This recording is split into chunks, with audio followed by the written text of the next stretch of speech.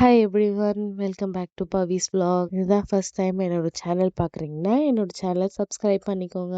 கோல்டாக இருக்குது, ஸோ கொஞ்சம் த்ரோட் ஒரு மாதிரியா இருக்குது, அட்ஜஸ்ட் பண்ணிக்கோங்க. இன்னைக்கு வந்து ரொம்ப டேஸ்டாகவும் ரொம்ப சிம்பிளாகவும் மட்டன் கோலா உருண்டை எப்படி செய்யறதுன்னு பார்க்கலாம் வாங்க. அதுக்கு வந்து ஒரு ஜாரில் 2 ஸ்பூன் சோம்பு, ஒரு கொஞ்சம் பட்டை, 3 ஏலக்காய், ஒரு பெரிய துண்டு இஞ்சி, 6 பல்லு பெரிய பூண்டு, 3 பச்சை மிளகா. இது வரைக்கும் பவுடரா இல்லாம கொஞ்சம் கொரகொரப்பா அரைச்சுக்கோங்க.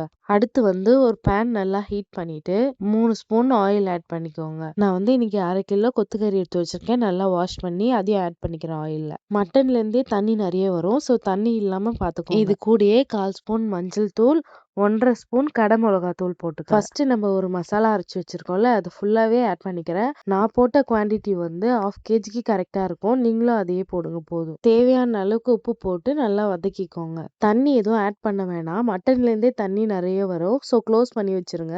நான் க்ளோஸ் பண்ணி வச்சுட்டு ஓபன் பண்ணும்போது இவ்வளோ தண்ணி மட்டன்ல இருந்து வந்துச்சு. இந்த அளவுக்கு நல்லா வதக்கி எடுத்துக்கோங்க. அடுப்பை ஆஃப் பண்ணிட்டு ஆற வச்சதுக்கு அப்புறமா மிக்ஸி ஜார்ல போட்டு கொஞ்சமா அரைச்சி எடுத்துக்கோங்க. இந்த அளவுக்கு அரைச்சிக்கிட்டா போதும். கொஞ்சம் எலும்பு இல்லாத கறியா பார்த்து எடுத்துக்கோங்க. கூட வந்து ஒரு பெரிய ஆனியன் கட் பண்ணி வச்சிருக்கேன். ரொம்ப குட்டி குட்டியா கட் பண்ணிக்கோங்க, இல்லைன்னா எண்ணெயில பிரிஞ்சிரும். கூட கொஞ்சம் கொத்தமல்லி ஆட் பண்ணிக்கோங்க. பொட்டுக்கல்லையே நல்லா பவுடர் பண்ணி வச்சிருக்கேன், அதுவும் 2 ஸ்பூன் ஆட் பண்ணிக்கிறேன். இன்கேஸ் மட்டன் கொஞ்சம் தண்ணியா இருந்துச்சுன்னா எக்ஸ்ட்ரா ஒரு ஸ்பூன் கூட ஆட் பண்ணிக்கோங்க. அதை எல்லாத்தையுமே சேர்த்து நல்லா பிசைஞ்சு விட்டுட்டு குட்டி குட்டி பால்ஸா எடுத்து வச்சுக்கோங்க. பெருசு பெருசா எடுத்தீங்கன்னா ஒரு 1/4 கிலோவுக்கு 10 வரும், ஒரு 1/2 கிலோவுக்கு 20 பீசஸ் மாதிரி வரும். இதே மாதிரி எல்லாத்தையுமே குட்டி குட்டியா பிடிச்சி வச்சுக்கோங்க. இன்னொரு பேன் வச்சுட்டு ஆயில் சூடானதுக்கு அப்புறமா ஒண்ணா போட்டு பொரிச்சு எடுத்துக்கோங்க. ஆல்ரெடி வேக வச்ச மட்டன் தான், ஸோ வந்து கொஞ்சமா ஃப்ரை ஆனா போதும். மீடியம் ஹீட்லயே இருந்தா போதும். ரொம்ப தண்ணியா இருந்தாலும் இல்ல ஆனியன் அதிகமா இருந்தாலும் பிரிஞ்சு போயிடும், ஸோ அதை மட்டும் பார்த்துக்கோங்க. ஒண்ணா போட்டு இந்த அளவுக்கு பொரிச்சு எடுத்துக்கோங்க போதும். பிளேட்டிங் பண்ணிடலாமா?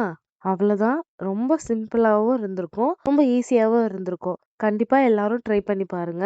மறக்காம என்னோட சேனலை சப்ஸ்கிரைப் பண்ணிக்கோங்க அண்ட் என்னோட வீடியோவை லைக் பண்ணிக்கோங்க. பை. மேலே கொஞ்சம் ஆனியன் ஆட் பண்ணி வச்சு சாப்பிட்டீங்கன்னா இன்னும் டேஸ்டா இருக்கும்.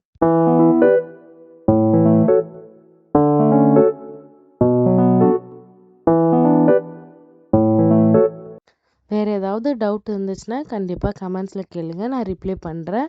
மறக்காம என்னோட சேனலை சப்ஸ்கிரைப் பண்ணிக்கோங்க. பை.